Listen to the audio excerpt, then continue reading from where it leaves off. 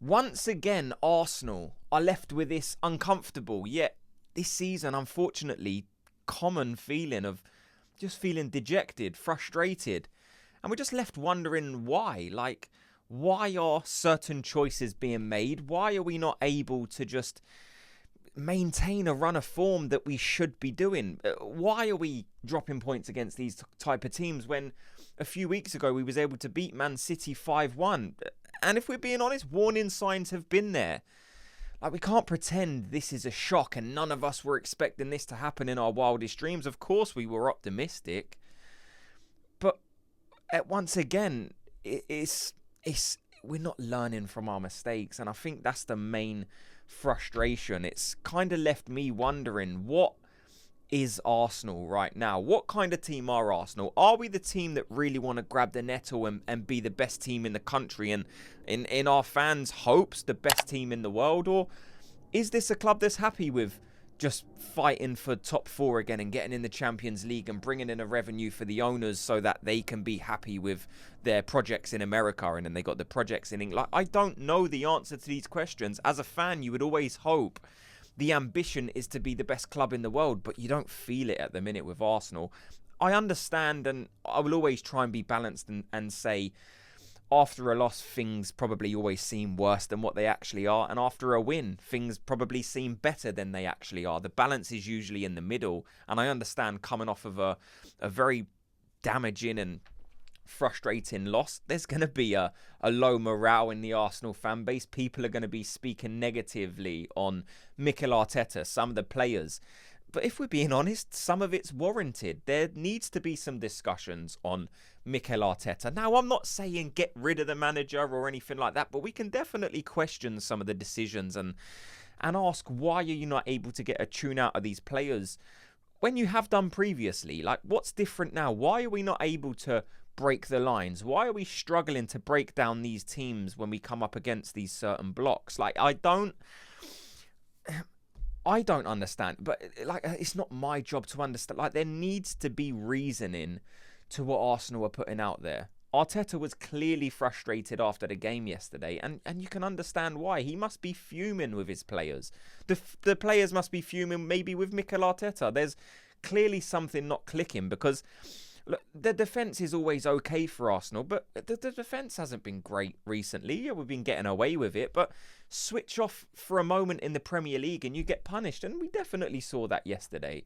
Calafiori's probably to blame. Declan Rice has come out and admitted he could have done better. Gabriel, Saliba, did they have the best game in the world? The midfield. We need to talk about the midfield because it's one of the strongest parts of this Arsenal team. For parts of the season, it has been. For last season, it has been. But like, why? Where is the transitional fast play that we need to really get the attacks going?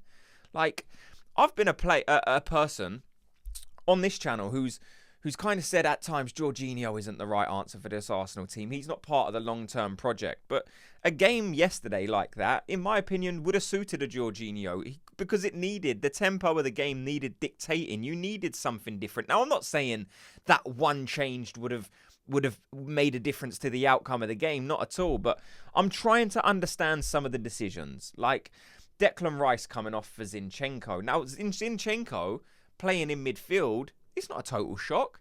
It's something many fans have been calling out for a long period of time, and we've now finally seen it. But it wasn't the right circumstances to use that substitution, in my opinion. You're kind of throwing him on and hoping, it's like last gasp. It's like, please do us just do us a favour and help us out in this position. The same thing with Mikel Merino. Now, I was saying for Mikel Merino to start. He come on against Leicester and scored 2 goals, so you can't blame Mikel Arteta for starting him. It's something I would have done. Did it work? No, obviously not. He didn't score in this game. Now, I don't think he was actually the worst performer in the team, Mikel Merino. He was always busy trying to do what he does. And like, I hate to say to everyone, told you so about Havertz, but this is where a player like Havertz maybe could have done something different. But I'm not going to cry over spilt milk with Havertz. He's injured. It is what it is. So Mikel Merino, he looked like a central midfielder playing as a striker, which is something most of us expected to happen at some point because he's not a striker. Again, it's something that should not be happening. Again, and it comes back to the ambition. Where was the ambition in the summer? Where was the ambition in January to really try and win this title? Because I still hold the opinion that Liverpool at some point this season will drop points. 100% they're going to drop points. But now I'm coming to the realisation that maybe Arsenal aren't good enough to capitalise when Liverpool do drop points. Because Liverpool drop points against City. Liverpool drop points next week even. Are Arsenal really going to be able to do something to capitalise on that? Can you really see Arsenal going on a run of games like they did last season? We saw it after the Dubai break. The rest of the season, they lost one game and drew one game. That's not going to happen this season. We needed to have a similar type of run to that now, and then that would be a chance for Arsenal to maybe have a chance on going to win the league. But it's not going to happen. Like the lack of creativity in those forward areas. Martin Odegaard. There's a lot of conversation around Martin Odegaard at the minute. And I'm not going to be as strongly worded as some of those people are, calling for him to be dropped, calling him a disgrace even in some videos that I've watched. But I can understand the frustration with Martin Odegaard. Now, to me, like I always look at the player and say, technically, he's brilliant. Unbelievable. On the ball, playing those intricate 1-2s, it's very, very pleasing on the eye. But you're the Arsenal captain. You should be dragging us through certain games and certain moments, which is something we haven't seen too much of recently, if we're being honest. His numbers aren't great. Again, I love Martin Odegaard. I'm not going to call it for him to be dropped even. But I do understand when people say we need more from Martin Odegaard, and we do need more. But it's not just Martin Odegaard. This isn't a let's hate Martin Odegaard, the Arsenal captain, hate video. I love Odegaard, but there's other players that need to be doing it as well. We need to be chipping in and helping out each other, and it's just performances. Like, there were so many things that were frustrating in that game. And another one is the red card. Now, I'm not blaming Myles Skelly. He had a decision to make. Some people saying it's not a red card.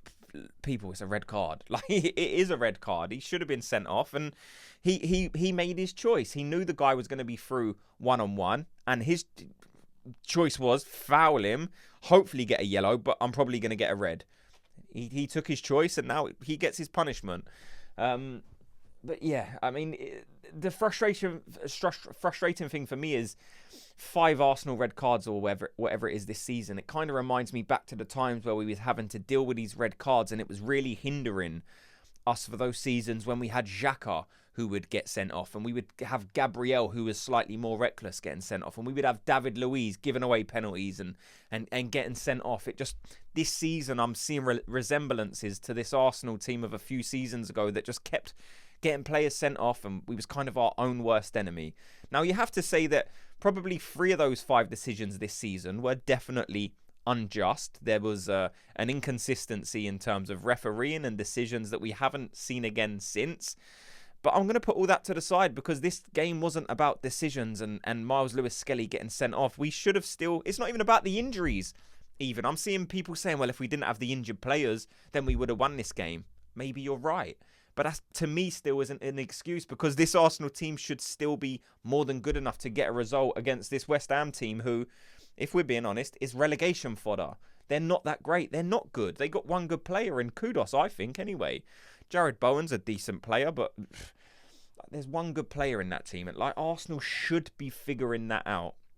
We should have more creativity about us. We should have the defensive solidity to not concede that goal. Players getting dragged out of position, rookie errors, silly mistakes. Again, like I said, just not being able to keep that momentum. Looks like you turn a corner, then all of a sudden, bang, you get hit by a car. Right, let's restart. Let's keep going, keep going. Looks like we're turning a corner. Bang, another bad result. And I want you guys to try and help me break it down. Why is this happening? Is it just the fact that the manager's not learning? Is it that the players aren't good enough? Is it just the fact that this Arsenal squad isn't big enough? And I want you to tell me if the title's done or not. Do I think the title's done? I think people know my opinion. I've said it enough times on this channel that I've drummed it into people. I'm not ready to give up until it's mathematically impossible. What kind of % chance do I give Arsenal right now? 10? 15? Even? Yeah, 10's probably generous if I'm being honest. Because like I said, Liverpool will drop points. 100%. But are Arsenal going to be able to gain the points? Are Arsenal going to be able to keep winning? I don't see the signs of that from this Arsenal team. And I hate this to be like a negative video and seems like I'm maybe moaning or going on a bit of a rant. But I'm just telling people what I see. And at the minute, this is what I feel with this Arsenal team. Yes, it's frustrating. The most excitement I had watching that game yesterday was the first 5 or 10 minutes where I thought, right, the players are settling down. Nwaneri and Odegaard were linking up nicely. First 10 minutes, that was it. Arsenal were dominating the game early on, playing very, very well. But where was the final product? Where was the goal going to come from? Nwaneri was off it. I'm not going to sit here and moan at Nwaneri for being a 17-year-old that's not able to play consistently at the highest level every single game. That's going to happen. The most exciting part of that second half was the fact that David Raya is rapid. And when he went up for the corner at the last minute and the ball broke, he tracked back, he beat whoever it was. James Ward-Prowse got in front of him, done a little skill, and then knocked it forward again. That was the most exciting action of the second half. That's the only thing that made me think, yes, what a move. Like, that shouldn't be the most exciting point of a game when we're chasing Liverpool in this title race and Liverpool are dropping points and it looks like there's a little gap for Arsenal to expose. Maybe we can claw back some points. No, of course we can't. And we're at home to West Ham. It's not good enough. I hate for it to be, like I said, a negative video, but those are my thoughts. I would love to hear yours in the comment section. Thanks so much to everyone for watching and listening. If you could do me a favour, please, before you go, just hit like and subscribe, and I'll speak to you all in tomorrow's video. Gooners, try and have a good day.